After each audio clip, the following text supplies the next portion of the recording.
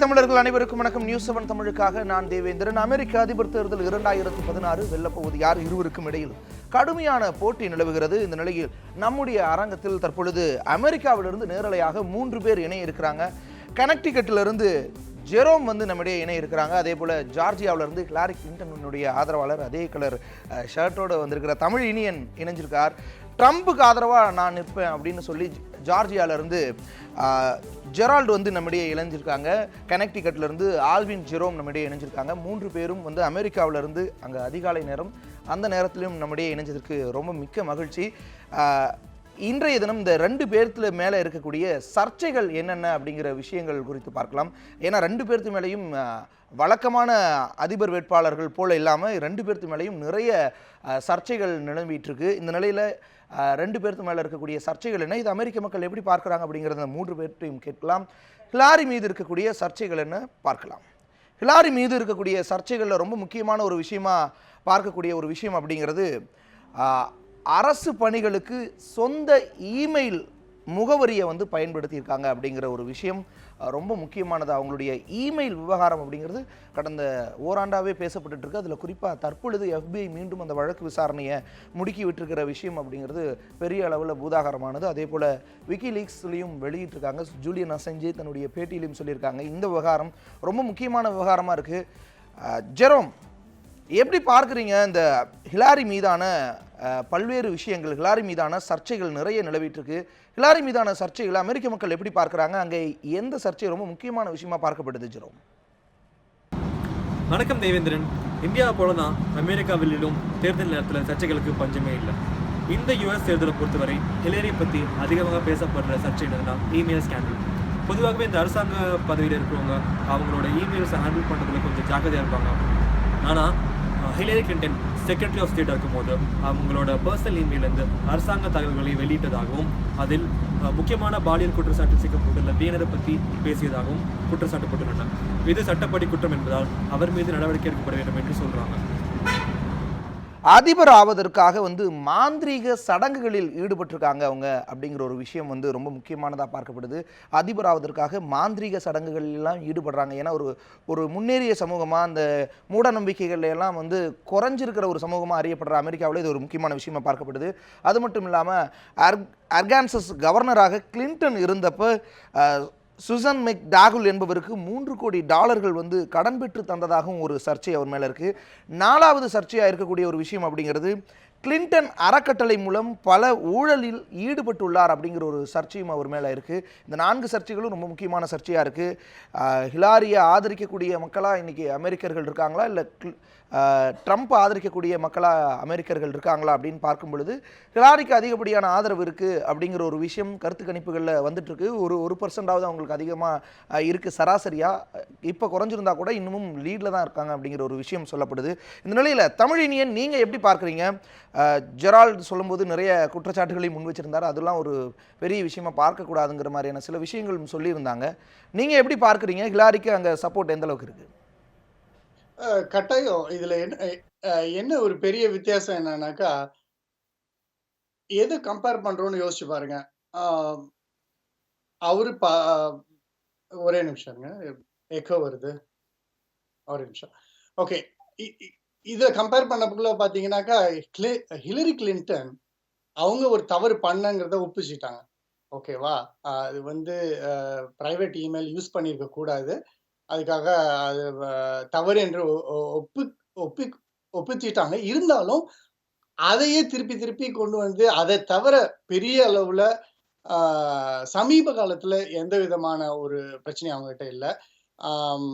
அவங்களுக்கு நிறைய எக்ஸ்பீரியன்ஸ் இருக்கு. செக்ரட்டரி ஆஃப் ஸ்டேட்டா இருந்திருக்காங்க.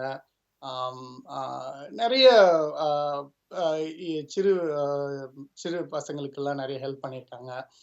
ஹெல்த் கேர்ல அவங்க ரொம்ப ஸ்பெண்ட் பண்ணியிருக்காங்க, அவங்களோட ஃபர்ஸ்ட் லேடியா இருக்கக்குள்ளேயும்.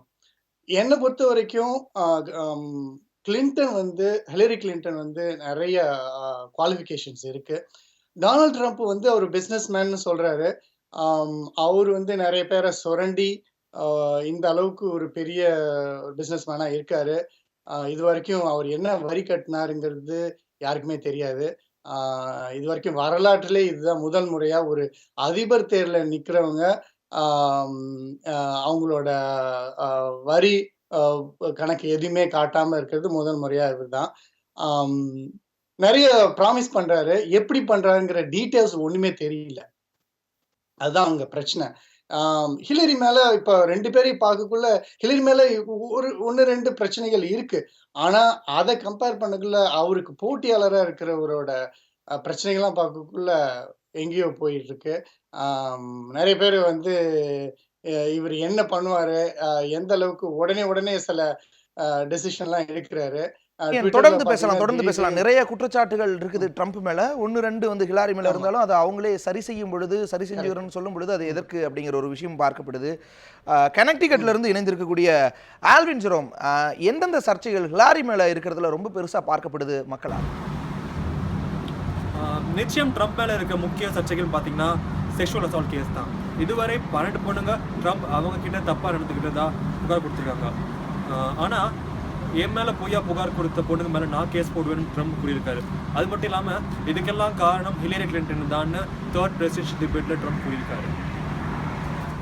நன்றி ஆல்வின். தொடர்ந்து வந்து நிறைய குற்றச்சாட்டுகள் சொல்லப்பட்டுட்டு இருக்கு. குறிப்பா ஹிலாரியை விட ட்ரம்ப் மேல அதிகமான சர்ச்சை இருக்கிறனால ஹிலாரி பெட்டர் அப்படிங்கிற ஒரு வார்த்தை எப்படி சரியானதா இருக்கும்? அதை தாண்டி ஹிலாரி மேல இருக்கக்கூடிய இந்த சர்ச்சைகள் வந்து என்ன மாதிரியான தாக்கத்தை அங்க ஏற்படுத்தியிருக்கு அப்படிங்கிற சில விஷயங்களும் இருக்கும். குறிப்பா சொல்லும் பொழுது தமிழினியன் சொல்லும் பொழுது கூட இந்த சர்ச்சைகள்லாம் அவங்களே ஏற்றுக்கிட்டது தானே, அவங்க அந்த தப்பு செஞ்சதை ஒத்துக்கிட்டாங்க, திருத்திக்கிறோம்னு சொன்ன பிறகு அது எவ்வளவு பெரிய விஷயமா இருந்துற போகுது அப்படிங்கிற அந்த விஷயத்தை ஜெரால் நீங்க எப்படி பார்க்குறீங்க? அதாவது தப்பு பண்ணதை திருத்திக்கிறேன் அப்படிங்கிறது ஒண்ணு. அதாவது என்ன, இப்போ வெளியே தெரிஞ்சு போச்சு.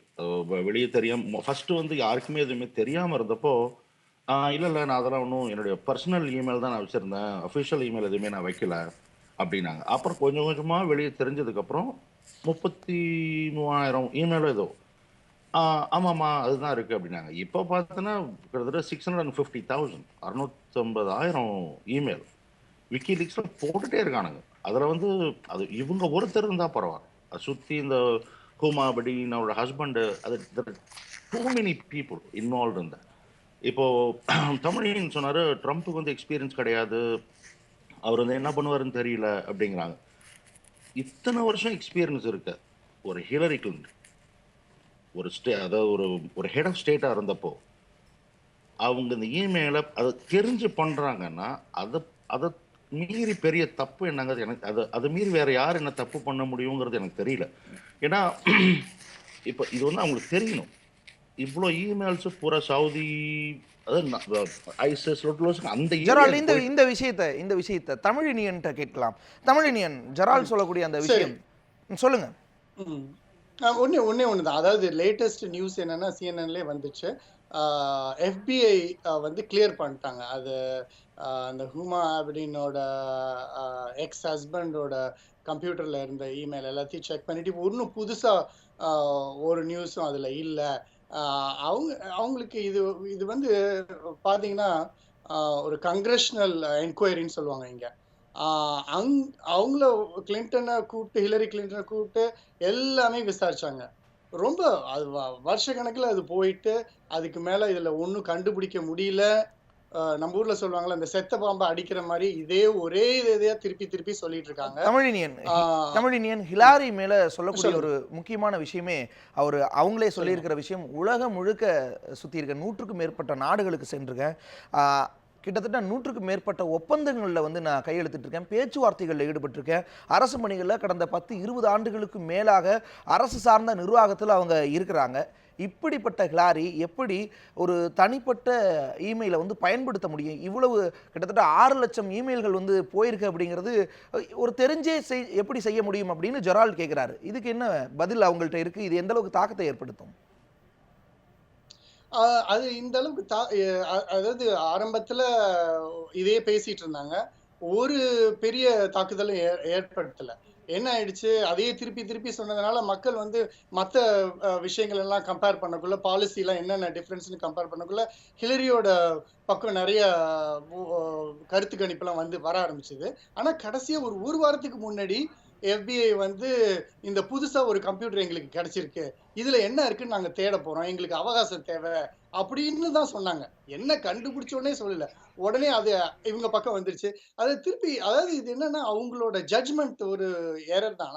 நான் ஒத்துக்கிறேன் அது. அது வந்து ஏன்னா நானே கம்பெனில ஒர்க் பண்றேன். நான் என்னோட பர்சனல் இமெயில் தனி, கம்பெனி இமெயில் தனி. ஆனா கம்பெனி இமெயில கொண்டு வந்து நான் பர்சனல் இமெயில்ல மிக்ஸ் பண்ண மாட்டேன். அது வந்து என்னால அவங்களுக்கு அ பதிலா நான் பேச முடியல. ஏன்னா ஏன் அந்த மாரி ஒரு டெசிஷன் எடுத்தாங்கன்னு தெரியல. பட் அதையே ஒரு இதா வச்சுக்கிட்டு நம்ப அவங்களோட மத்த வித எவ்வளோ பெரிய சாதனையாளர், அவங்கள அத ஒரு இது காரணத்த வச்சு என்னால நெறைய பேரால ஏத்துக்க முடியாது. ஏன்னா அவங்க அவங்க பண்ண அங்க சாதனைகள் தான் வந்துருச்சா? அவங்களுக்கு நெறைய பேருக்கு தெரியும். தமிழினியன் ம். இந்த இந்த ஹிலாரி மீதான இந்த சர்ச்சைகள் எல்லாம் ஓரளவுக்கு சொல்லுங்க. பரவால்ல அப்படிங்கிற மாதிரியான மைண்ட் செட்டுக்கு அங்க இருக்கிற மக்கள் வந்துட்டாங்களா? கட்டாயம். கட்டாயம். நெறைய பேர் வந்திருக்காங்க. ஆ என்னன்னா, அந்த கடைசி குழப்பத்துக்கு காரணம் என்னன்னா, FBI ஒரு வாரத்துக்கு முன்னாடி இந்த அரசியல்ல அவங்க வந்து ஈடுபட்டிருக்கவே கூடாது. அவங்களோட பணி என்னன்னாக்கா, அரசியல் சாராம இருக்கிறது தான். அவங்க ம். வந்து அவங்களோட பேரு கெட்டுறக்கூடாது. ஏன்னா, இந்த ஒரு புது விஷயம் எங்களுக்கு தெரிஞ்சுச்சு. அத நாங்க வந்து மறைக்க விரும்பல. இந்த மாரி ஒரு கம்ப்யூட்டர் இருக்கு. அதுல அ ஹிலரி கிளின்டன் அனுப்பிச்ச இமெயில்லாம் இருந்திருக்கும். அ அத நாங்க வந்து அலசி பார்க்க போறோம் அப்படிங்கிறத சொன்னாங்க. அத சொன்னதையே அத ஒரு அ செய்தியா வச்சுக்கிட்டு ஒரு ஒரு 2, 3% அவருக்கு நிச்சயமா, கிடைச்சது. நிச்சயமா ஆனா இப்ப தமிழினியன். ஹிலாரி ம். மீதான சர்ச்சைகள் நிறைய இருந்தாலும், அதை விட கூடுதலான சர்ச்சைகள் இருக்கிறது அப்படின்னு சொல்லப்படுறது ட்ரம்ப். ட்ரம்ப் மேல நிறைய சர்ச்சைகள் இருக்கிறதா சொல்லப்படுது. ட்ரம்ப் அப்படிங்கிறவரு ஒரு தொழிலதிபர். அவர் மேல இருக்கக்கூடிய சர்ச்சைகள் அப்படின்னு பார்க்கும் பொழுது இந்த விஷயம் தான். கட்டிட விற்பனையில் இனப்பாகுபாடு காட்டியதா ஒரு புகார் இருக்குது. கட்டிட விற்பனையில் வந்து இனப்பாகுபாடு காட்டியிருக்கார். ஒரு ரேஸ் வச்சு அந்த கட்டிட விற்பனையில் ஈடுபட்டிருக்கார். ஏன்னா ஒரு பெரிய ரியல் எஸ்டேட் அதிபர் அவர். அதை தாண்டி வருமான வரி கணக்கை வந்து வெளியிட மறுத்து வர்றார் அப்படிங்கிற ஒரு விஷயம். நேரடியாக அந்த டிபேட்டில், பிரசிடென்சியல் டிபேட்டில் ஹிலாரி கேட்கும்போது கூட என்னோட வக்கீலை வச்சு நான் அதை பற்றி பேசிக்கிறேன், நான் வந்து எந்த இதுவும் பண்ணலை அப்படிங்கிற மாதிரியான சில விஷயங்கள் கூட அவர் கோட் பண்ணியிருந்தார். அடுத்து பார்க்கும் பொழுது தன்னுடைய மகளையும் வந்து சர்ச்சையாக விமர்சித்தது அப்படிங்கிற ஒரு விஷயம் இருக்குது. அதை தாண்டி அவருக்கு வந்து பாதுகாப்பு அதிகரிக்கும் வரையில் வந்து இஸ்லாமியர்களை நாங்கள் வந்து கொண்டு வர மாட்டோம், இஸ்லாமியர்களை அமெரிக்காவுக்குள்ளே அனுமதிக்கிறத வந்து தடை செய்வேன் அப்படிங்கிற ஒரு விஷயத்தையும் அவர் தெரிவிச்சிருக்கிறதும் ஒரு சர்ச்சையாக இருக்குது. அடுத்து வந்து 10க்கும் மேற்பட்ட பெண்கள் அவர் மேலே பாலியல் புகார் அளிச்சிருக்காங்க. அதில் ரொம்ப முக்கியமான மாடல்கள்லாம் வந்து அவர் மேலே பாலியல் புகார்கள் அளிச்சிருக்காங்க. இதற்கு முன்பாக ஒரு 10 வருடங்களுக்கு முன்பாக பெண்கள் குறித்து தவறாக சித்தரித்து ஒரு விமர்சனம் செய்ததும் ஒரு பெரிய சர்ச்சையாக இந்த எலெக்ஷன்லேயே வந்து உருவெடுத்திருக்கிற ஒரு விஷயமும் பார்க்க முடியுது. இந்த மாதிரியான சர்ச்சைகள், நிறைய சர்ச்சைகள் தொடர்ந்து ட்ரம்ப் மேலே இருந்துகிட்டே இருக்க, ஒரு அதிபர் ரேஸுக்கு வர்றதுக்கு முன்னாடி இருந்தே இருக்கிற சர்ச்சைகள் ட்ரம்ப் ஒரு அதிபர் வேட்பாளராக வந்த பிறகும் தொடர்ந்துகிட்டே இருக்கு. புதிய சர்ச்சைகளும் உருவாக்கிக்கிட்டே இருக்காரு. ஜெரால்ட், ட்ரம்ப் மீதான இந்த சர்ச்சைகள், ட்ரம்ப்பை வந்து ஆதரிக்கிறீங்க, அவர் ஹிலாரியை விட பெட்டராக அமெரிக்காவை ஆழ்வார் அப்படின்னு சொல்கிறீங்க, ஆனால் இவ்வளவு சர்ச்சைகள் வைத்திருக்காரு. ஸோ ஃபர்ஸ்ட் இது வந்து இந்த டேக்ஸ் இதை எடுத்துக்கணும் நம்ம. ஹீஸ் பேசிக்கலி ஒரு பிஸ்னஸ் மேன். ட்ரம்ப் வந்து ஒரு பிஸ்னஸ் மேன். இங்கே வந்து எப்படின்னா, நீங்கள் வந்து பிஸ்னஸில் வந்து ஒரு நஷ்டம் அப்படிங்கிறத நீங்கள் கொடுத்துட்டீங்கன்னு வச்சுங்க. இப்போ ஒரு ₹1,00,000 நஷ்டம் அப்படின்னா அடுத்த வருஷம் நீங்கள் கட்ட வேண்டிய டேக்ஸில் அந்த ₹1,00,000 நீங்கள் கட்ட தேவையில்லை. ஸோ அவர் வந்து இனிஷியலாக என்ன பண்ணிருக்கேன்னா, ஐ திங்க் அரௌண்ட் 950 மில்லியன் ஏதோ ஒரு நஷ்டம், ரைட்? நஷ்டம்னு காட்டி IRS அந்த டேக்ஸ் அத்தாரிட்டி வந்து தே அக்செப்டட். அந்த $950 மில்லியன் நஷ்டம் வந்து போகிற வரைக்கும் அது பை லா நீங்கள் டேக்ஸ் கட்ட தேவையில்ல. அவர் வந்து அது பண்ணது ரைட்டா, பொய் கணக்கு காட்டினாரா, அதெல்லாம் வந்து IRS உடைய இஷ்யூ. அது இங்கே வந்து இப்போ ஒரு ஒரு ₹100 டேக்ஸ் கம்மியாக கட்டணும் அப்படின்னா வீட்டு மேலே அது பேர் என்ன, லீன் போட்டுருவாங்க. ஸோ அந்த அளவுக்கு ஸ்ட்ரிக்டாக இருக்குமோ IRS அதை விட்டான் அப்படின்னா அது அவங்க இஷ்யூ. ஸோ அது என்னோட டேக்ஸை பொறுத்த வரைக்கும் அது என்னோட ஸ்டாண்ட். அது ஏன் அவர் வெளியே கொடுக்கல, ஏன் வந்து அது இன்னும் ப்ரெஸ் பண்ணாமல் இருக்காங்க, I don't know, right? So அடுத்து வந்து இந்த பொம்பளைங்க இது மாடல்ஸ், பெண்கள்னு சொன்னால் சரியாக இருக்கும்னு நினைக்கிறேன் ஜெரால்ட். ரைட், பெண்கள். ஸோ பெண்கள் மேலே இருக்க அந்த அவங்க கொடுத்த அந்த பாலியல் புகார்கள், ட்ரம்ப் வந்து it's not only business man. அவர் இந்த வேர்ல்ட் பேஜெண்ட், அந்த வேர்ல்ட் பேஜெண்ட் ஷோக்கு வந்து he was one of the guys. இவர் அரசியலுக்கு வருவார், அரசியலுக்கு வரல, அதெல்லாம் வந்து அப்போ தெரியுமா என்னங்கிறது தெரியாது. ஸோ ஒரு நார்மல் ஒரு பணக்காரர் அந்த மாதிரி ஒரு சாதாரண லைஃப் அது இப்போ திடீர்னு பிரசிடென்ட்டாக வந்தோடனே அதை திருப்பி நோண்டி எடுத்து ஐயோ இவர் இந்த மாதிரி இவங்களை அப்படி பண்ணிட்டாங்க, அவங்கள அப்படி பண்ணிட்டாங்க, இதுல வந்து வந்த கம்ப்ளைண்ட்ஸ் வந்து ஒன்னு ரெண்டு I think should have been genuine. But ஜெரால் தொடர்ந்து பேசலாம். தமிழினியன்ட்ட கேட்டுடலாம். தமிழினியன், இந்த டாக்ஸ் விஷயம் அப்படிங்கிறதும் இந்த பெண்களுடைய அந்த பாலியல் சர்ச்சைகளோ அல்லது பெண்கள் குறித்தான அவருடைய விமர்சனமோ அங்கே எந்த அளவுக்கு தாக்கத்தை ஏற்படுது? ஏன்னா பெண் வாக்காளர்கள் அப்படிங்கிறவங்க ஏறத்தாழ பாதி வாக்காளர்கள் இருக்கிற அந்த சூழலில் அவங்களுடைய ஆதரவு ட்ரம்ப்புக்கு வர்றதுக்கான வாய்ப்பு எந்த அளவுக்கு இருக்குது? வாய்ப்பு சுத்தமா இல்ல. ஒரு ஒரு பக்கம் பார்த்தீங்கன்னா பெண்கள், ஒரு பக்கம் பார்த்தீங்கன்னா ஸ்பானிஷ் நாட்டிலேருந்து மெக்சிகோலேருந்து குடியேறினவங்க, ஹிஸ்பானிக்ஸ்ன்னு சொல்லுவாங்க இங்க. இன்னொரு பக்கத்துல பார்த்தீங்கன்னா, அதாவது கால் கை வராம ஊனமுற்றோர்ன்னு சொல்றோம் இல்லையா? அவங்க. இன்னொரு பக்கத்துல பார்த்தீங்கன்னா சோல்ஜர்ஸ். எல்லாரையும் ஒரு சமயத்துல விமர்சிச்சிருக்காரு.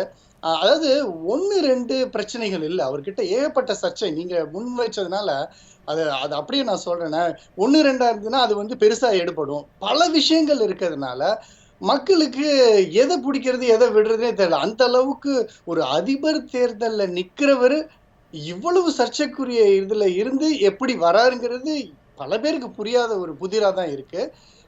ஆனா இதுல இருந்து என்ன ஒண்ணு வெளிப்படுதுன்னா, அமெரிக்காவிலயும் சரி, சமீபத்துல நான் அந்த பிரிட்டிஷ் இந்த பிரெக்சிட்னு சொல்லுவாங்க, அங்கேயும் சரி ஒரு விதமான அதாவது நேஷனலிஸ்ட் அப்படின்னு சொல்லுவாங்க இங்க. அதாவது தன் நாட்டு காக்கணும் அப்படின்னு சொல்லி ஒரு தேசியவாதம், ஒரு தேசியவாதம்ங்கிறதுலயும் ஒரு ஒரு பிற்போக்கு எண்ணத்தோட சில குரூப் இருக்காங்க. அவங்களோட சப்போர்ட் அவருக்கு கிடைச்சிருக்கு. இதெல்லாம் வந்து இவ்வளவு சர்ச்சைகள் இருந்தாலும் எனக்கு ஒரு எல்லாருக்கும் பார்க்கக்குள்ள ஒன்ஸ் ஒரு கால் அவர் வந்துட்டாரு அப்படின்னு வச்சாக்கா, முக்கியமா ரொம்ப பயப்படுற விஷயம் என்னன்னா அவரோட ஜட்ஜ்மெண்ட்டும், அவரு எந்த நேரத்துல என்ன பண்ணுவாரு. எஸ்பெஷலி இங்க அதிபர் ஆன பிறகு அந்த அணுகுண்டுக்கான சாவியை கொடுத்துருவாங்க. அது வந்து எந்த காலத்திலயும் ஒரு நிலையான ஒருத்தரா அதிபரா இருக்கக்குள்ளதான் அதை வந்து சரியான முறையில அதை பயன்படுத்தவே கூடாதுங்கிற ஒரு எண்ணத்துல இருக்கணும். ஆனா இவர் வந்து மணி 3 மணிக்கு அதிகாலையில ஒரு ட்வீட் அனுப்புறாரு. யாராவது ஒருத்தவங்க ஒரு ஒரு பொறி வச்சு பிடிச்சிட்டாங்கன்னா அதுக்கான ரியாக்ஷன் பாத்தீங்கன்னா ரொம்ப மோசமா இருக்கும்.